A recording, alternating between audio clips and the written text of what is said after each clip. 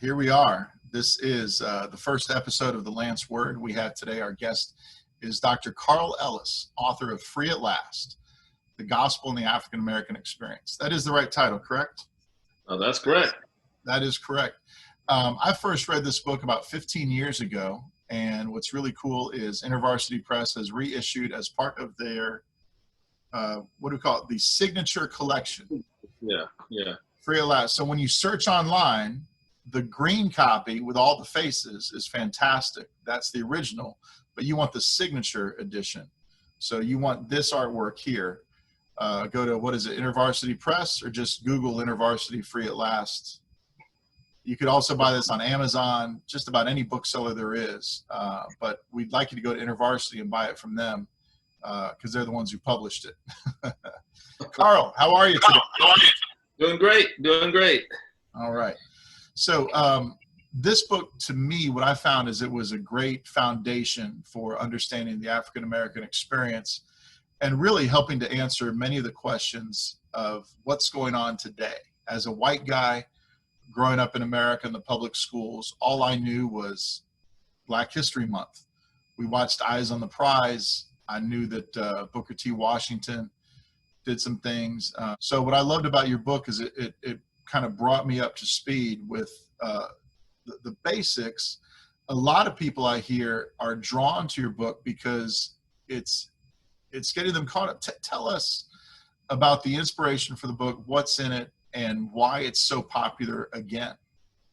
Okay, well, I was in college when the whole Cultural Revolution happened. I mean, I went to Hampton University, an HBCU, historically Black college. And I'll never forget this, in the spring of '67, spring semester of '67, I was a Christian when I went to college, and I was witnessing a lot. People used to call me preacher, right? I'm still on fire, but I was on fire for the Lord then too, trying to witness to people, and people began to call me the preacher. But the response I always got back was, well, I was baptized when I was 12, or I'm a Christian, and people would always try to prove to me that they were already a Christian, therefore they didn't need to hear, they didn't need to be converted, as it were. That was the spring of '67. Then, of course, in the fall of '67, there were several riots. I mean, in the summer, there were several riots in major cities and things like that. And then the fall of '67 came along. We all came back to campus, and everybody, in the spring, everybody was a Negro and a Christian. Came back, everybody was an Afro-American and an anti-Christian. So the very people who were trying to convince me that they were Christians, now they were anti-Christians. And so, I was pretty good at witnessing, but the thing is, I had never confronted something like this. And so one time an angry young man came up. He was really trying to convince me in the spring that he was a Christian. He came up and said, I don't want to have anything to do with your Jesus until you tell me what he has to do with the Black Revolution. And I had no answer for that. So, of course, I got into my car and ran to my nearest Christian bookstore to read some books. How do you witness to Black militants, Guess what I found? Zero. That's right. Nothing even close to it. And I was just, on the drive back, I was just praying to God. I was kind of complaining to God. I said, God, why haven't any authors dealt with this? And I kept complaining to him. So anyway, but that question haunted me. And in my prayers that night, I said, okay, God, I'm going to ask you a question. What do you have to do with the Black Revolution? I really need to know, And I began to read the scripture more seriously, and waiting for God to give me the answer. And I don't know, it was about a couple of weeks later that I got this sense from God that he says, you have the wrong question. I said, okay, so what's the right question? He says, the real question is, it's not what I have to do with the Black Revolution, it's what does the Black Revolution have to do with me? I said, oh, okay, that's a better question. As a matter of fact, that was a turning point in my whole life because I learned how to do theology in a whole new way by doing that.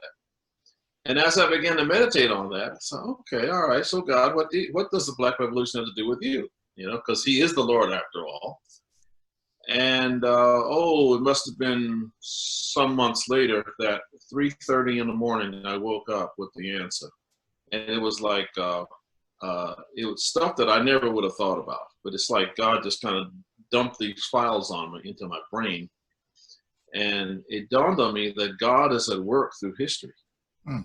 He is at work through history, and since He's at work through history, He's at work through African American history. And then the idea were three things: colored, Negro, and Black. Not only do those represent three different ways we had of looking at ourselves, but they also represent a historical progression. Hmm. And with that, it just exploded in my head. I got up. I said, well, I'll just think about this, and I'll wake up in the morning and write something down. But I couldn't. It was coming so fast. I never went back to bed that night. I got up, started writing all this stuff down. It was coming fast and furious. I mean, it was like a mile a minute. I was just writing all this.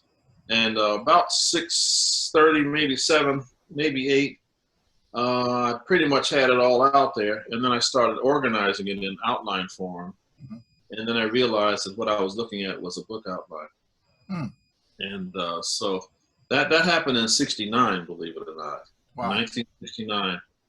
In May of 69. And it took me several years, like 12 years, to unpack, like, you know how you have outline, A, B, C, D, the different entries.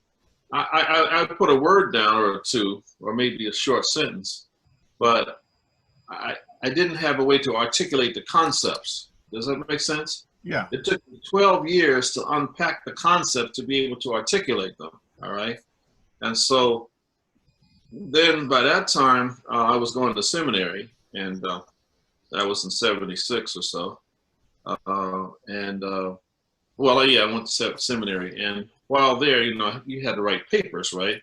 And so I got a lot of great stuff at seminary. I went to Westminster Seminary. A lot of great things that kind of acted like a pump primer, and they gave me tools and things to really dive into the scriptures and extract more. And so several of my papers in seminary were things that I intended to be chapters from my book. Hmm. So I wrote about half the book while I was in seminary in the form of papers. And the response that I got from my professors, I wrote some things, I thought, these guys are going to expel me for heresy or something. But the response that I got from my professors was always something like, I never thought of it that way. That was great. That's a flash of light, so forth and so on. I got a lot of encouragement from my professors, a lot of great input. And so after seminary, then I had these stack of papers, and I ran into somebody from Intervarsity Press. And I said, I think I got a book in me. And I shared the papers, and she said, yeah, I think you do. And then that's how we got the manuscript going. So from that point on, I did the manuscript, and then the book first came out in 83. It was called Beyond Liberation. Hmm. And it stayed in print for about 11 years. Went out of print, then they republished it as Free at Last in 1996. Now they redid it. So that's the history of it. Well, I'll tell you what. Let's we're just about at 10 minutes, so we're going to call this segment the birth of Free at Last. Okay. And let's come back, and we'll begin to develop a toolkit for those who want to read and want to interact in our it's an overused term, but our cultural moment. So we're signing off right now from the home office at City to City Miami. Respect, and we'll be right back with more from Dr. Carl Ells.